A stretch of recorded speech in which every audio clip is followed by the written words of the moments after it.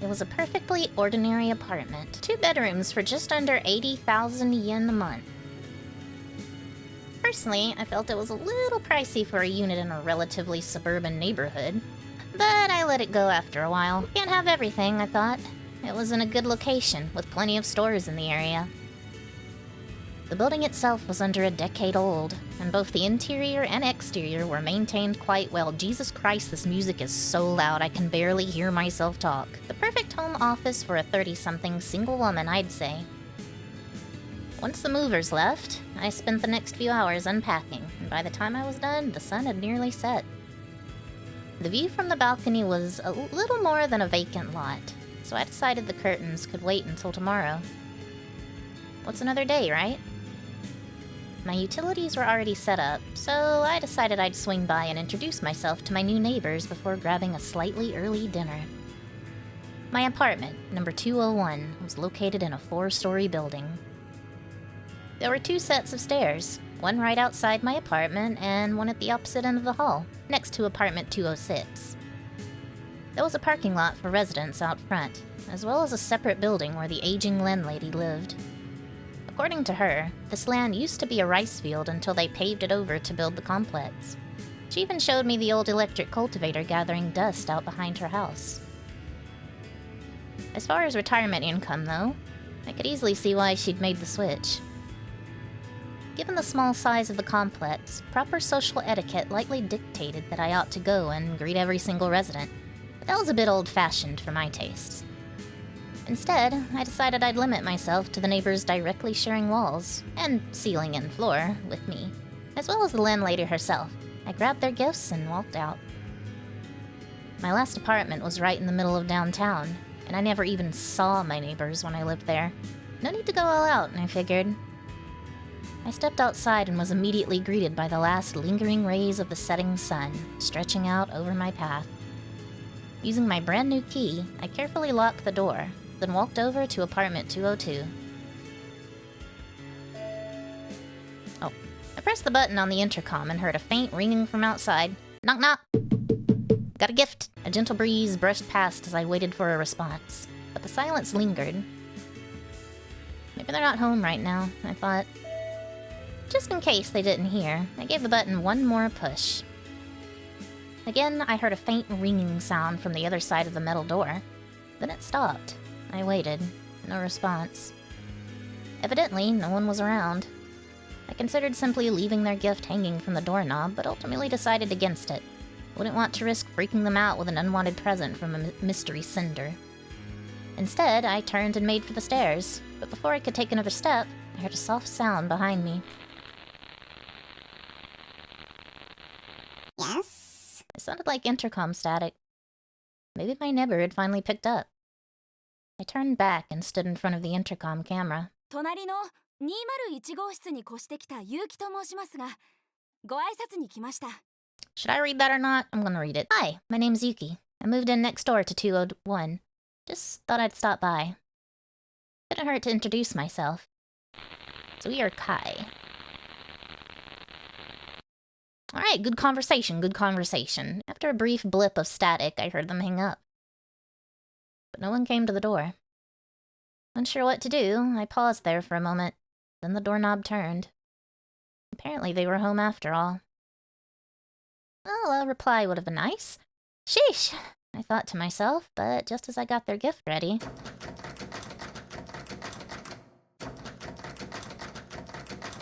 Probably fine. They're just having a little issue with their door. Happens to me all the time. Don't you just hate when you're trying to go to open your door and it won't open and you're just rattle, rattle, rattle, rattle, rattle? The doorknob suddenly began to jerk in all directions, where moments before it had been perfectly still. Instantly, a chill shot down my spine. Holding the gift, I took off running to the stairs. Behind me, the creak of the opening door grated on my eardrums. As I rounded the corner, I caught one final glimpse of the door to 202, and it sent goosebumps prickling up my arms.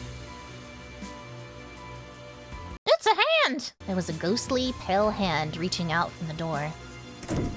But it retracted a split second later, immediately followed by the low clunk of the door shutting once more. What was that? It was a hand! I collapsed onto the stairs, my legs quaking. For a moment, I debated heading up to the 3rd floor, but after a moment of thought, I carefully crawled my way back down the hall. Probably fine. They're probably just a little sickly, you know? Slowly, I peered around the corner at the door to apartment 202. It was firmly closed. It was then that I realized I had probably just made a colossal ass of myself. I mean, probably. Still, I had absolutely no intention of going back and giving it another shot. Should've just left the basket on, like, in front. Oh, it's a person. Apartment 301 was occupied by a male resident. It's a man's. As perhaps expected of a single bachelor, the young man appeared at the door in scruffy attire. Regardless, I was relieved to meet a normal person for once. He looked to be a bit younger than I was. He scratched his head and blinked sleepily at me. Oh, we just woke this man from a dead sleep. 下の201に引っ越してきた結城と言います。すみません、寝ているところ。Hi, my name's Yuki. I just moved into 201 downstairs. Sorry if I woke you. Being a freelancer myself, I was in no position to judge him for keeping a weird sleep schedule.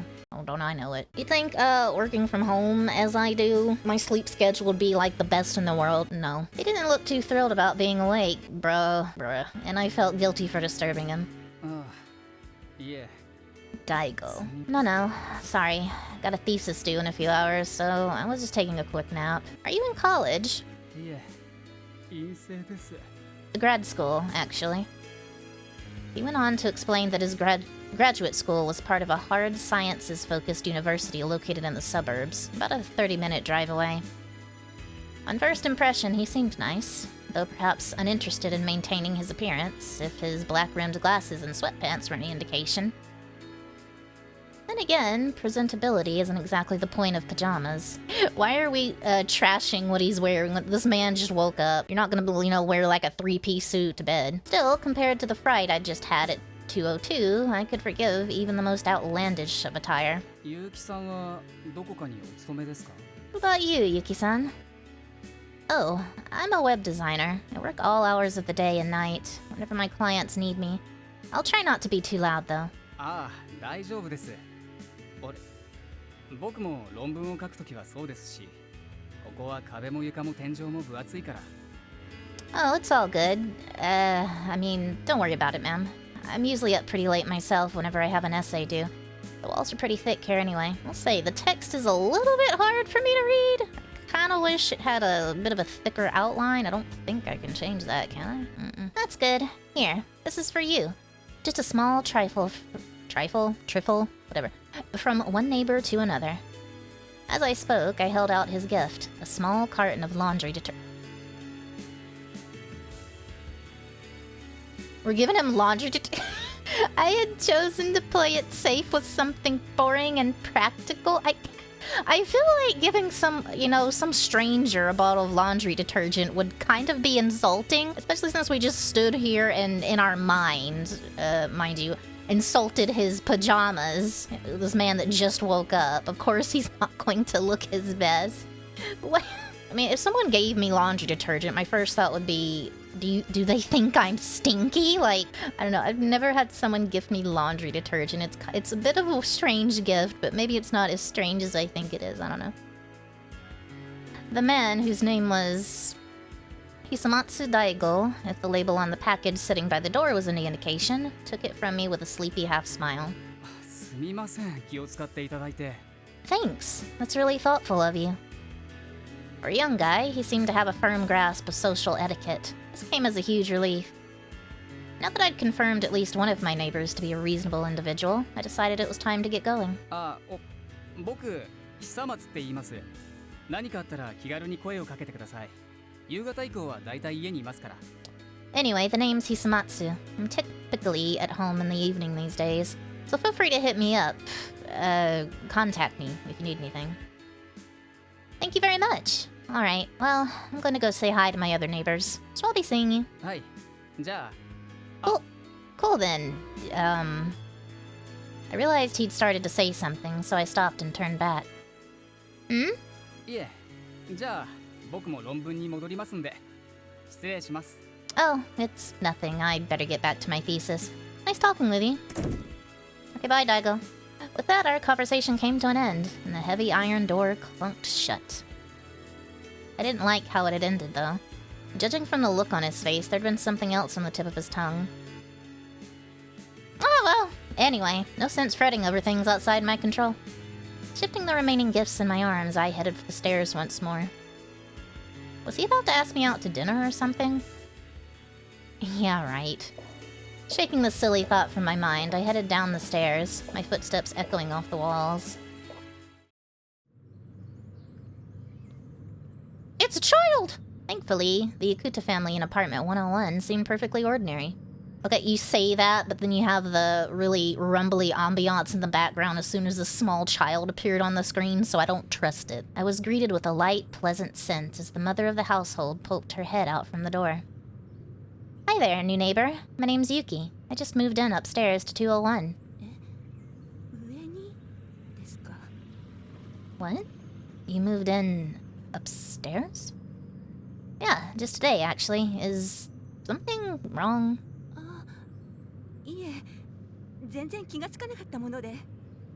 Oh, no, I just didn't notice. That's all.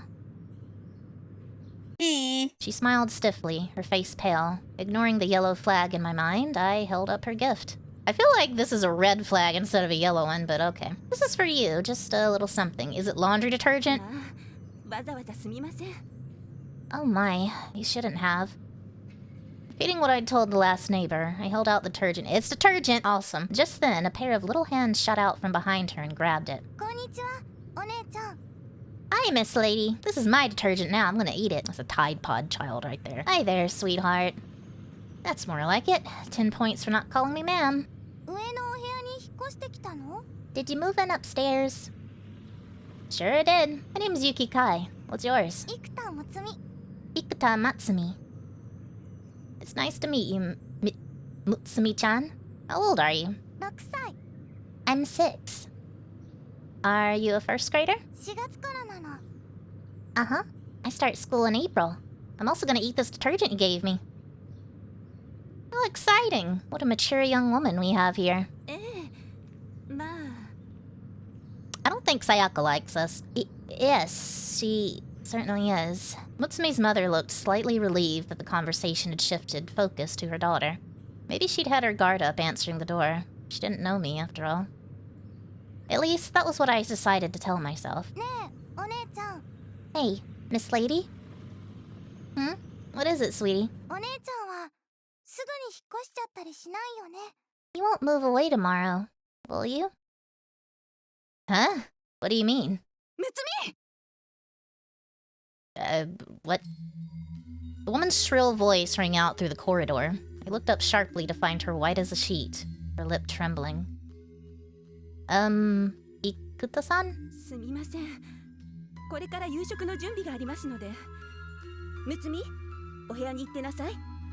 Pardon me, I really need to start getting dinner ready. Mutsumi, go to your room. But I want to talk to the lady. Okay, damn. Something must have set off Mama Bear, I thought to myself. Baffled though I was, I could take a hint. It was time for me to go. I actually have other people I need to meet, so don't mind me. Enjoy the detergent, small child. I could practically see the relief written all over her face. See you around, Mutsumi-chan. I waved goodbye and stepped back. Bye-bye, Miss Lady. Her little voice was drowned out by the heavy clunk of the door slamming in my face. Why did Ikuta-san seem to instantly dislike me? I only just got here. Surely I hadn't done anything to warrant that kind of attitude. I thought about it for a bit, then shrugged it off. Call it intuition, or a small voice in the back of my head. But something told me I'd understand someday. For a moment, I simply stared down at the 2 remaining cartons of detergent in my arms. Then I decided it was time to pay my landlady a visit. Okay. I think that, introduction went well. We made the child happy because we gave her detergent. Walking out of the apartment building, I cut across the parking lot and headed to the standalone building that served as the landlady's personal abode. In contrast to the main building, the landlady's house was fairly old and outfitted with a large garden.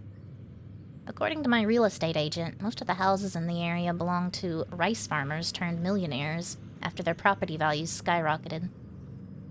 They told me it wasn't altogether uncommon to see apartment buildings constructed right next to the landowner's home. Ping pong! Adjusting my grip on the 2 remaining cartons of laundry detergent, I walked up to the old, faded front door and rang the doorbell. Hi. Hello? How'd it go? An elegant, feminine voice answered. Hi, it's me, Yuki. Your new tenant. はいはい。ゆうきさんね。今開けますから。Oh, I see. Yuki-san, is it? I'll be right there.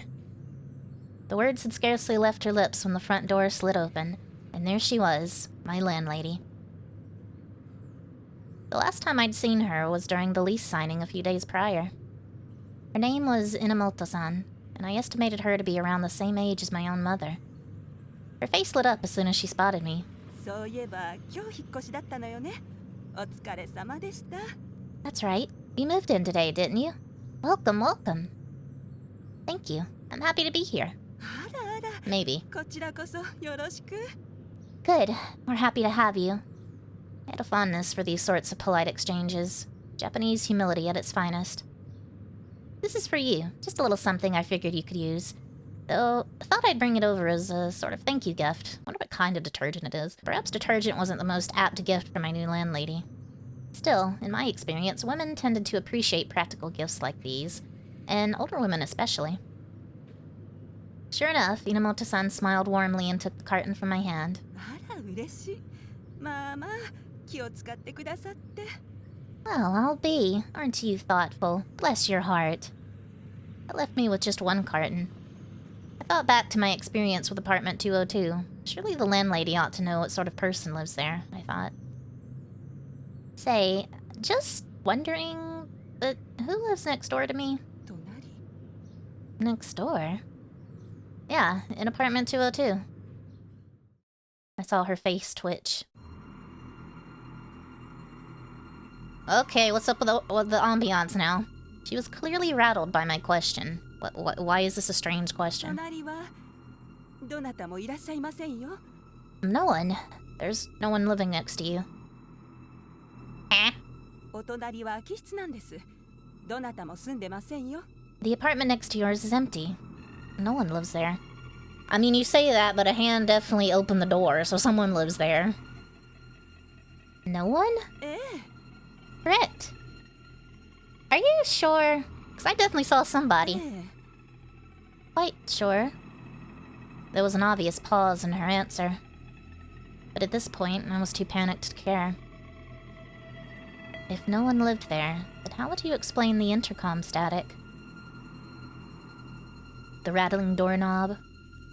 The door opening? Wind, wind, and wind. The hand? Trick of the light, you know. Nothing to worry about. Okay, is it possible someone's squatting there illegally? 鍵は私が保管してますし、何より今はあの部屋は貸し出してませんから。 Of course not. I keep the key with me. That apartment isn't for rent in the first place. Oh, it's not for rent? Why? But I saw it. I saw the door open. そんな、まさか。 What? That's not possible. Her smile was stiff, her voice shaky. Is there a dead body in that apartment? Are you a murderer? What was she hiding in there? Probably a dead body. It's the truth. Someone reached out from inside and... だってあそこは空き家なんですよ。 I'm telling you, the apartment is completely empty. Well, in that case, could you just check to see if there's anyone hiding out in there? でも。 She really doesn't want to go in that apartment. What's in the apartment article? I need to know that apartment is empty so I can feel safe living here. わかりました。マスターキーを取ってきますから、少し待っててくださいね。 I think our landlady's about to also become a dead body. Very well. I'll go grab the master key, so just sit tight for a moment. Okay. I was desperate. I needed to verify with my own 2 eyes. Because I knew what I'd seen. A violently rattling doorknob, just the wind. A door that opened on its own, just the wind, wasn't locked. And then a single hand. Nah, it's just a trick of the light. Don't worry about it. After a moment, Inamoto-san returned, master key in hand. She seemed rather tense. That said, given the nature of my claim, I couldn't blame her. じゃあ行きましょうか。 Alright then, let's head over. Right, sorry about this. I knew I hadn't been seeing things, and yet I couldn't help but apologize anyway. Somehow, it just didn't feel real. I followed Inamoto-san back up the staircase from where I had come. At the landing, we promptly arrived at my apartment. There, I briefly stepped inside to drop off the extra carton of detergent. After all, I wouldn't be needing it if no one actually lived next door. I mean, ghosts gotta wash the clothes too, you know? Ghosts gotta be clean. Maybe they want the detergent.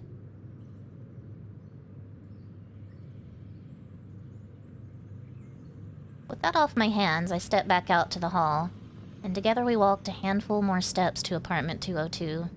To my relief? Question mark? The door was firmly closed. じゃあ開けますよ。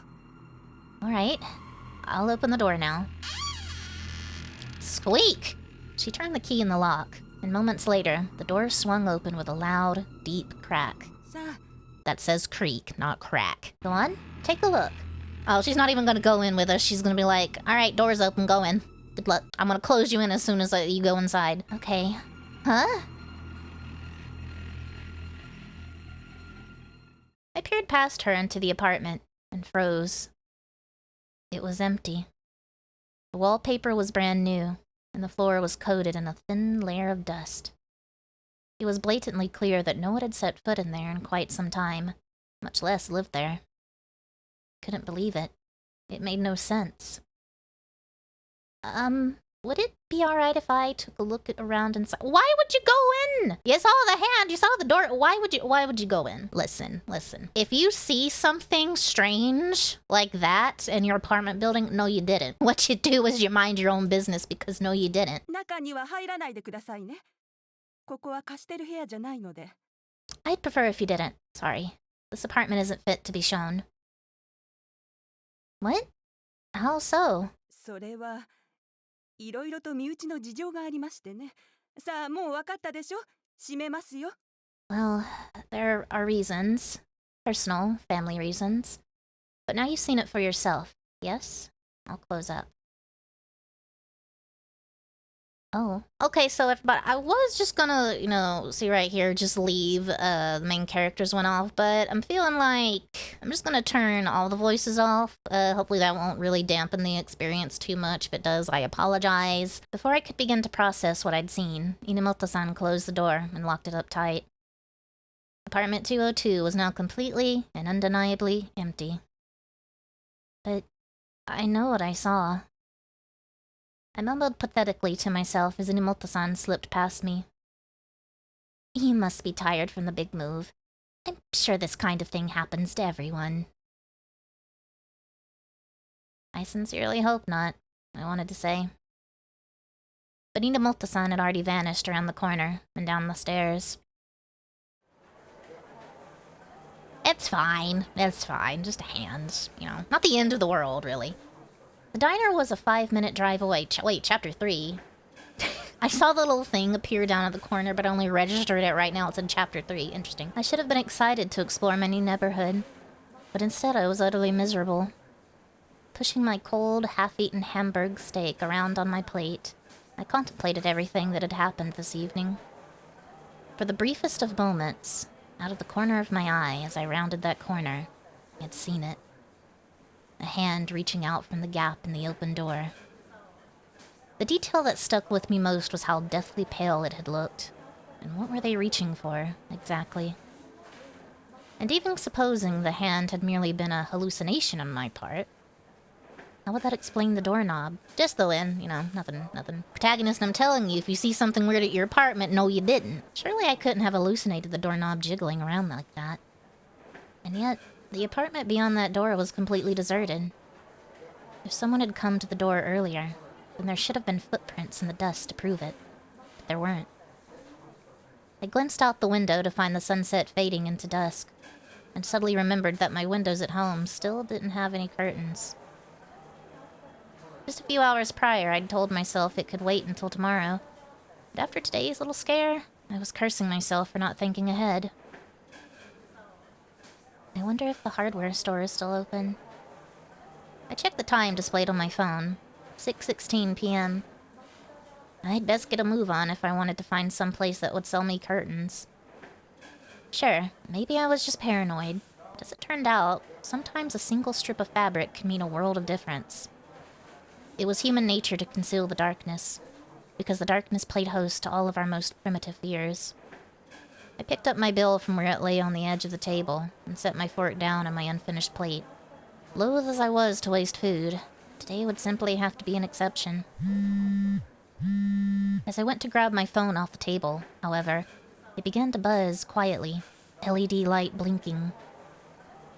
The name Yuki Shoko was displayed on the screen. I quickly answered. Hello? Hey sis, are you all moved in and stuff?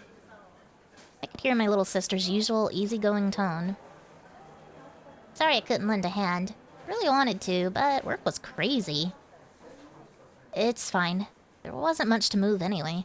Besides, I'd feel bad making you come to come out all this way.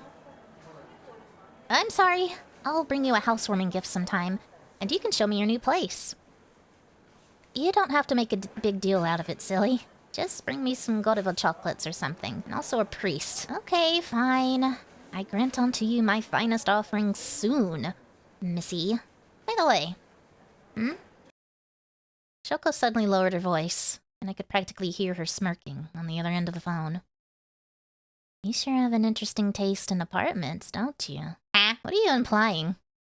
My heart skipped a beat.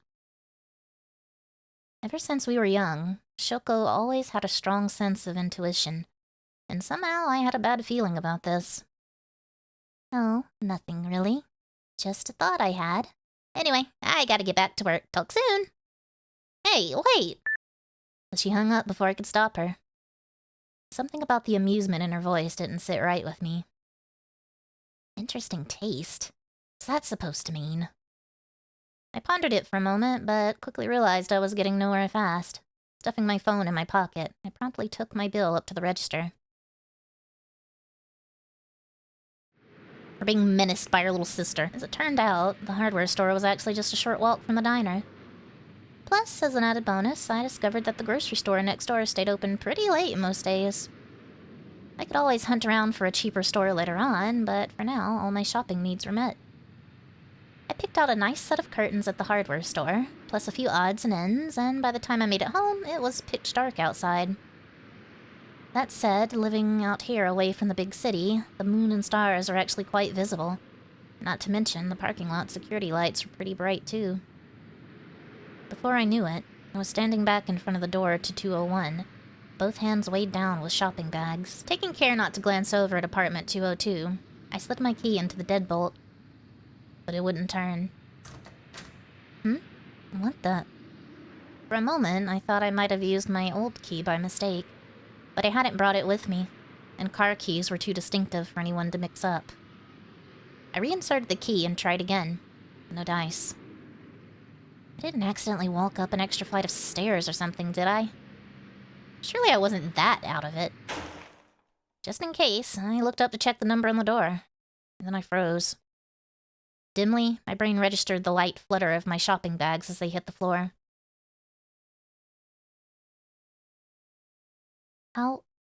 Why?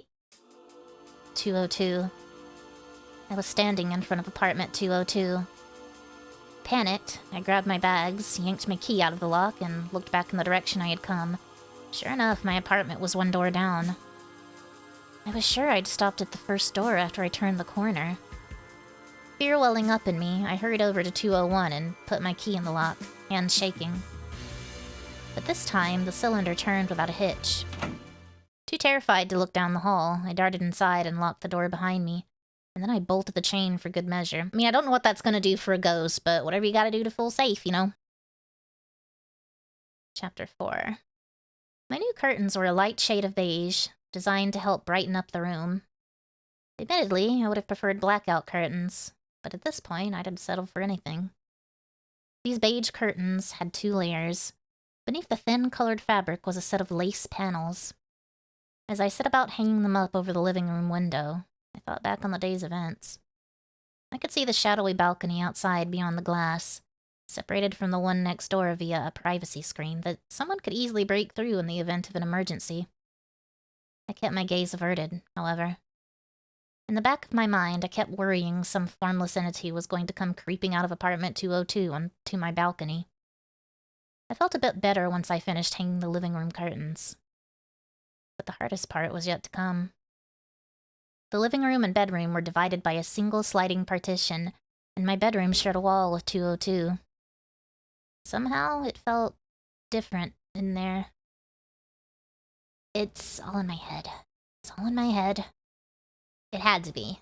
After all, nothing had felt off when I went in there this morning. See, now the difference is you're spooked. You're spooked, so that your bedroom is different to you now. Only I hadn't seen that. The pale hand flashed through my mind again. Hastily, I shook the thought away. Forget it. I knew I'd never be able to stay here if I kept dwelling on it. I shot a quick glance at the balcony. A single pane of glass was all that separated me from that unsettling darkness. Why was I letting myself get so worked up over some curtains? Silently reassuring myself, I set about hanging up the lace. My arms were starting to get tired from continually reaching up, but there was no time to complain. I needed to get this over with, ASAP. Next, I grabbed the beige fabric and looked back up at the curtain rod. The mindless busywork was beginning to help me forget my anxiety. Once I finished hanging up the first half, I took the second half out of the bag. Almost done. Oh boy, something's gonna happen. Is it gonna be a hand? I feel like we should offer the detergent to them, because, you know, that ghost is feeling left out now, and I think it'll be the neighborly thing to give them the detergent so they can feel, you know, like part of the community. Unfolding the curtains, I grabbed one hook and reached up. And then... Bam! Yes. For a second, I didn't know where the sound was coming from. Until it happened a second time, and my whole apartment shook. Probably fine. Keep! I jumped away from the window, leaving the curtain hanging limply by one hook. What was that? The window pane was visibly shaking from the external impacts. Probably just the wind. Beyond the delicate lace, the balcony still seemed as empty as ever. Why would you open the window? Okay. Fearfully, I peered out through the curtains. Sure enough, no one was there. At this, I felt both relieved and unnerved. Who hit my window, then? I mean, it might have been a bird, to be honest. I needed to know, but I didn't want to find out. Could also be pipes making all that noise. Wrestling with my conflicted emotions, I let my gaze wander over the dark void of the balcony. And there I found my answer. It's a hand! I wanted to scream. But it felt like there was a cork in my throat, keeping my voice sealed away. So wait, where is the hand? There it was. On the railing between my balcony and the next. What is that? Girl, lock your window! What are you doing? A bony hand clung to the privacy screen, so pale it practically glowed in the dark. It slid along the edge of the partition until it vanished from sight. A little more than a few seconds. And yet those seconds felt like hours, right up to the moment I screamed. Well, I'm sure the neighbors are awake now. I awoke on the living room floor to the sound of the doorbell ringing. Bing bong! Yuki-san? You there? Are you okay? The vaguely familiar voice made me shudder. Nevertheless, I staggered to my feet like a puppet whose strings had been cut. I had no proof, but I was convinced. The hand belonged to a woman. Hence the man outside wasn't dangerous. It was just a gut feeling. Too tired to deal with the intercom, I stumbled my way to the front door. Collapsing against it, I looked through the peephole to find my upstairs neighbor, Isamatsu-san, looking tense. It probably scared the hell out of him. He's probably just, trying to sleep, as you do, and then he hears a scream and he's like, ah! As I opened the door, the cool night breeze drifted in through the 1-inch gap permitted by the chain. I was out on my balcony when I heard you screaming bloody murder down here. I had no clue what to tell him. This confusion must have registered on my face because he got a bit flustered. Oh, sorry, hi, it's me, Hisamatsu from 301. Yes, I know. Don't worry, I remember you. Finally, my voice decided to cooperate, and Hisamatsu-san was clearly relieved to hear it. Perhaps he'd mistaken my hesitation for mistrust. So, you okay, or... I must have screamed pretty loud, huh? Personally, I had next to no memory of doing so. All I remembered is being rooted to the spot, my eyes glued to the balcony, until the hand vanished from sight.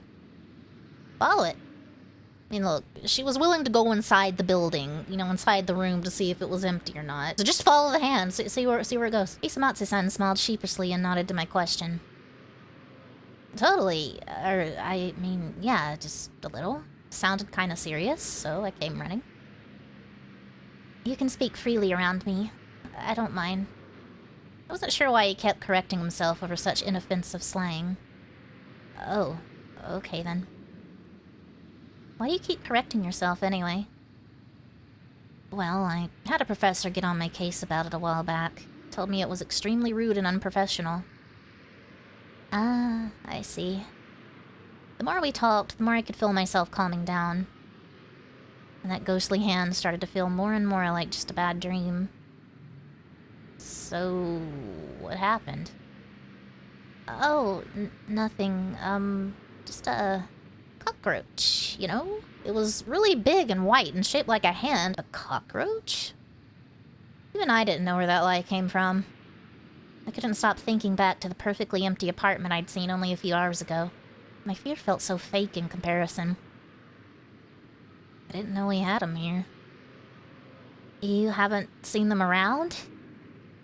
Not here, nope. My last apartment had them, though. That place was a dump. Ah well, just a cockroach, huh? From the way he spoke, it sounded like he'd been expecting something else. I couldn't stop myself from asking. Of course it was. What were you expecting?